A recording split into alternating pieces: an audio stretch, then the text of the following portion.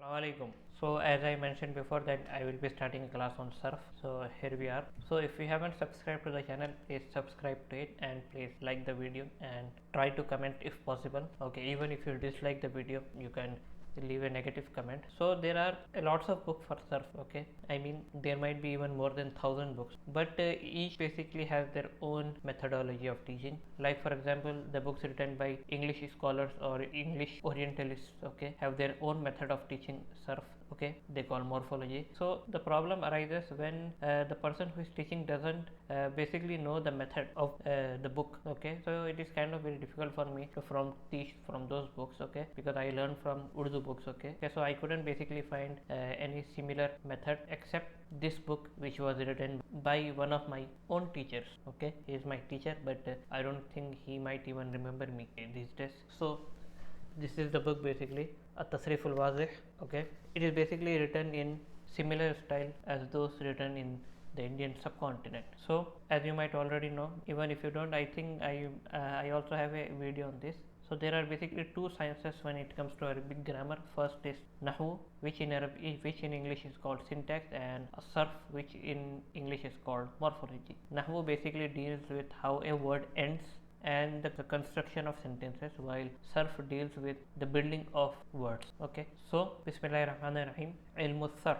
Okay, science of Sarf. So As-Sarf or At-Tasrif. Okay, both words are used, Sarf or Tasrif fil lugha. Okay, so Sarf and Tasrif linguistically. Okay, so Sarf and Tasrif linguistically means at-tahwil wa at-taghyir. Okay, it basically means to transfer or to change. فيقال صرفت الدراهم بالدنانير. I changed the dirhams with dinars. Okay, or you can even say I transferred, okay, or exchanged. I basically changed. I changed dirhams with dinars. So this was the linguistic meaning, which is basically to change. As-sarf fil istilah. Okay, sarf as a grammatical term. Okay, in istilah, that is basically as a science. علم يبحث عن أبنية أوزان الكلمات واشتقاقها وتعليلها وخواص أبواب الفعل. Okay, so when we speak Sarf as a science, what we mean by it, علم يبحث عن, a science which deals with أبنية أوزان الكلمات, the building of tables of words. Okay, I hope I am translating it correctly because there can be few mistakes. Okay, a science which deals with the building or construction of tables of words, istiqaqiha, and their derivation. Okay, that is basically that, because from a single word you can have a number of different words derived from it. Okay, this is even in English. For example, spect means to spect, and the one who spect is called spectator.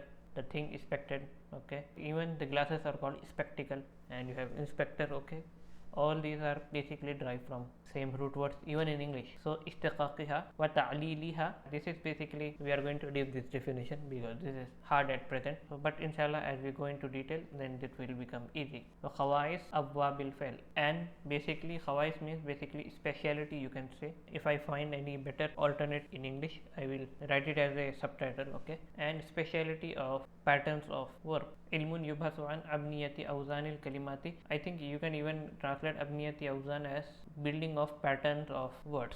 So even if you don't understand it, then it's not that important at the beginning. You might find it easy in the future. والتصريف معناه تحويل صورة الكلمة إلى هيئة أخرى لمعنى آخر. Okay, and tasrif basically means, I am roughly translating it, to basically change a form of word into something different. Okay, with a different meaning.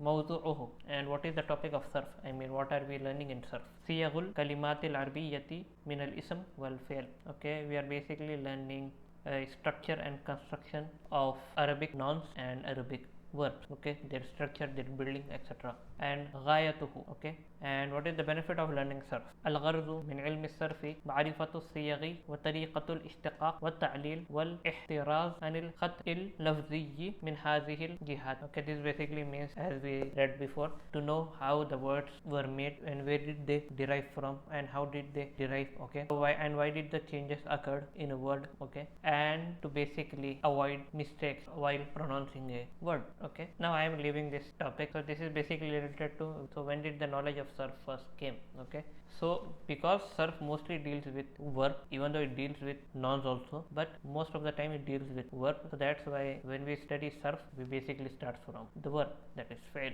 So al fi'lu min aqsamil kalimati, the verb is one of the parts of speech of Arabic. Okay, wahiya ismun wa fi'lun wa harfun. Okay, and the parts of speech of Arabic are ism, that is noun, and fi'l, that is verb, and harf, that is particle. So the Arabic noun, that is ism, it includes noun, pronoun, adverb, adjective, and interjection. Okay, the verb of Arabic is mostly same as the verb of English, and harf basically means particle, and it includes prepositions and words like and or. Okay, I think they are called conjunction. Okay, wal fi'lu yanqasimu ila mutasarrif wa ghayr mutasarrif. Okay, the verb is divided into mutasarrif and ghayr mutasarrif. Okay, al fi'lu ghayr mutasarrif, which is also called al fi'l al jamid. Okay, هو ما يلزم صورة واحدة فلا يتحول إلى غيرها ولا يدل على زمان كليس وعسى وحبذا ونعم وبئس وفعل التعجب وهما ما أفعل وأفعل به. Okay, there might be some mistakes in my Arab. Okay, I think this can be ignored. So al-fi'l ghair mutasarrif or al-fi'l al-jamid is a category of words who basically remain unchanged. Okay, they don't accept changes, which we will learn in a brief moment. So they basically remain in their original form. Okay, they don't change or transfer into another forms, and they don't contain any specific tense like past, present, future. So here are the examples: laisa wa asa wa habbaza wa ni'ma wa bi'sa, and fi'lat ta'ajjub like ma af'ala wa af'il bihi. So when we are studying surf, we don't study about fi'l al-jamid or ghair mutasarrif. Okay, our main concern is al-fi'l al-mutasarrif. So what is al-fi'l al-mutasarrif? Ma yatahawwalu min hay'atin ila ukhra لمعان مقصودة كضرب مثلا فإنه يتحول إلى مضارع وأمر كيضرب أو اضرب. Okay, فعل المتصرف is basically a verb which accept changes. Okay, they accept changes, and due to the changes the meaning can sometimes change, and they can also be transferred from past tense to present tense to imperative. Like for example, daraba means he hit or he beat. This is past tense. Its mudariya or present tense form is yadribu, which means he beats or he is beating, and its imperative is idrib, that is beat. You are basically ordering someone to beat. Okay, so in surf this is what we are concerned with, that is al-fi'l al-mutasarrif, which accepts changes. So now al-fi'l al-mutasarrif is basically divided into number of different categories. Okay, so ينقسم الفعل باعتبار الزمن إلى ماض ومضارع وأمر. So according to tense or with regards to tense, a verb is divided into madin, that is past tense, and mudari'in, that is present tense, and future tense. Okay, so this mudari'a basically contains present and future tense. Okay, they both have the same form. So you will know if the verb is used in present tense or future tense according to the context of the sentence. Amrin, and amr means imperative, that is to basically give an order. Okay, now والفعل باعتبار الفاعل نوعا معلوم أو معروف ومجهول, and the verb according to the doer of it. The doer means there is always a person who is performing the verb. Okay, fa'il basically means the one who is doing the verb. I am sitting, so I am fa'il. I am speaking, I am fa'il. Okay, you are seeing me, so the act of you seeing basically makes you fa'il. So the verb according to or with regards to fa'il is divided into two categories. Nawan means two types or two categories: ma'alumun, which is also called ma'arufun, which according to English grammar is active voice. I also have a short video on active voice and passive voice in Arabic, which might not be that detailed or that good, but still you can look it up. Wa majhulun, and majhul basically means passive voice. Wa bi'atibari al-isbat wan nafi qisman, and with regards to affirmation and negation, isbat means affirmation and nafi means negation. Verb is divided into qisman, two types: musbat, which basically means affirmative, and manfi, which basically means negative. So now till now we basically learned three category of verbs, that is according to the tense it is divided into three categories: mazi, mudariya, and amr. This was first category, and second category is bi'atibaril fa'il, then it is active voice and passive voice, and with regards to affirmation and negation it is divided into musbat and manfi. Okay, so here the author is giving the definition of ma'lum, that is active voice, and majhul, that is passive voice. I will not go into that much detail because you can watch my previous videos. الفعل المعلوم هو ما علم فاعله نحو فتح الولد الباب.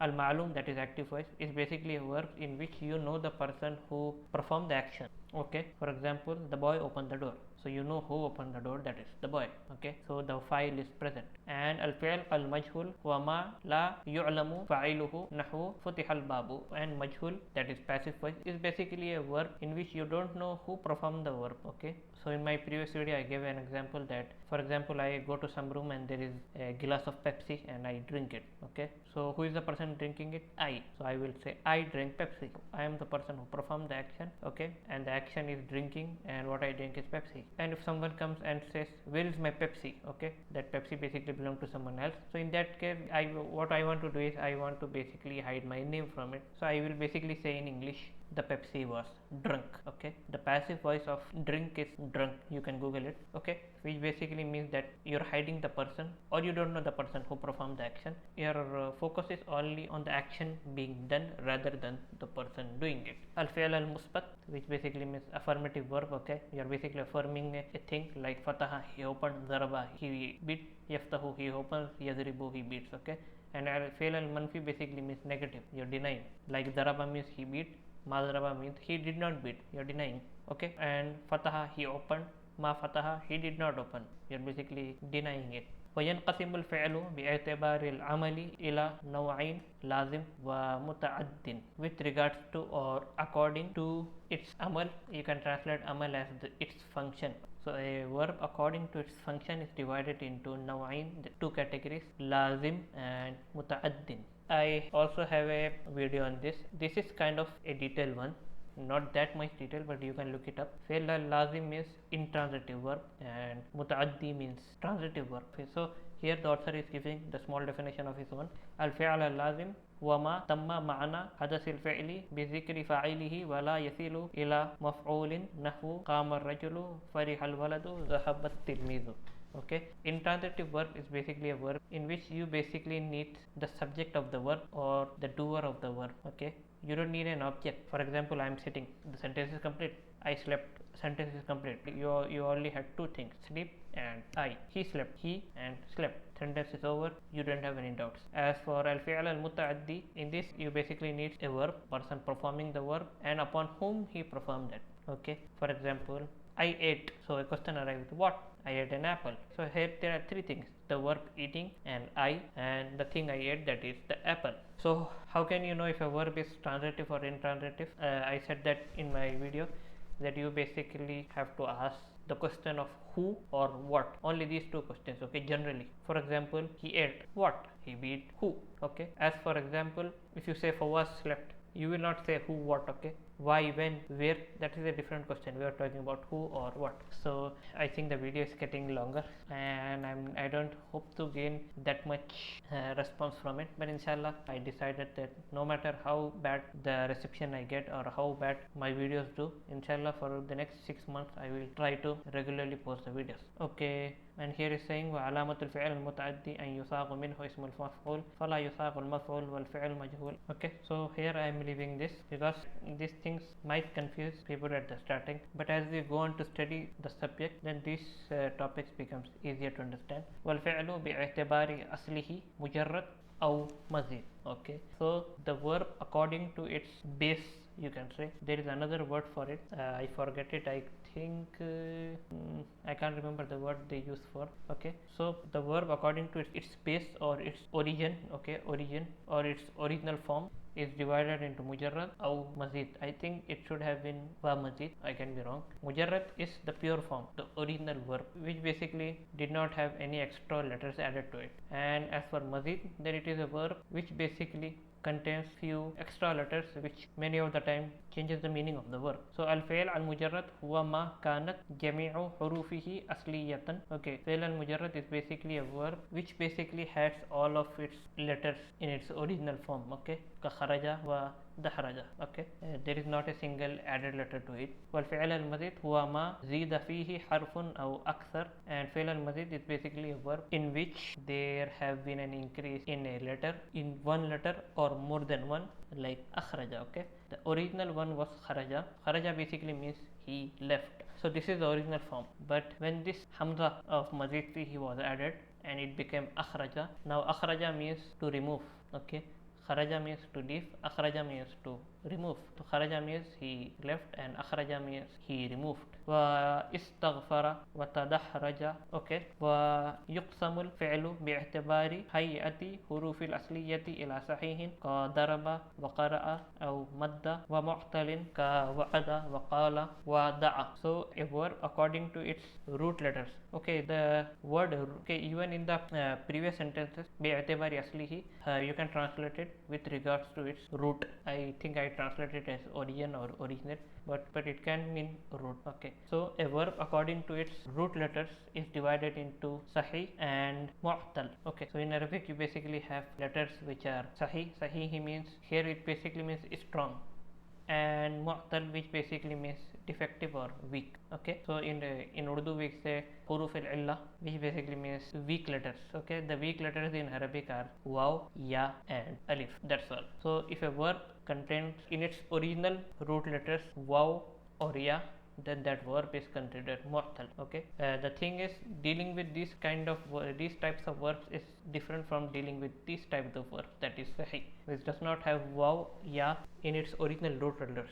Okay, وهذه نظرة إجمالية على تقسيم الفعل إلى أنواع مختلفة فسيأتي التفصيل في الدروس الآتية. So this was basically a general undetailed description of the categories of verbs, but as we go into studying the lessons, then the details will come. So as a revision, there are two types of verbs in Arabic: al-fi'l al-jamid, which basically remains in its original form and it does not accept changes and it doesn't contain any specific tense. Okay, so we are not concerned with them in Sarf. Then al-fi'l al-mutasarrif is the one which we are concerned with. Is basically a verb which accepts changes and it has tenses like past tense, present tense, future tense and imperative. And fi'l al-mutasarrif with regards to time is divided into mazi, muzari, amr. Okay, so with regards to time is your first category. With regards to fa'il, that is subject or doer of the person, it is divided into ma'lum and majhul. Okay, so this is your second category. First is with regards to time, second is with regards to fa'il, and third is with regards to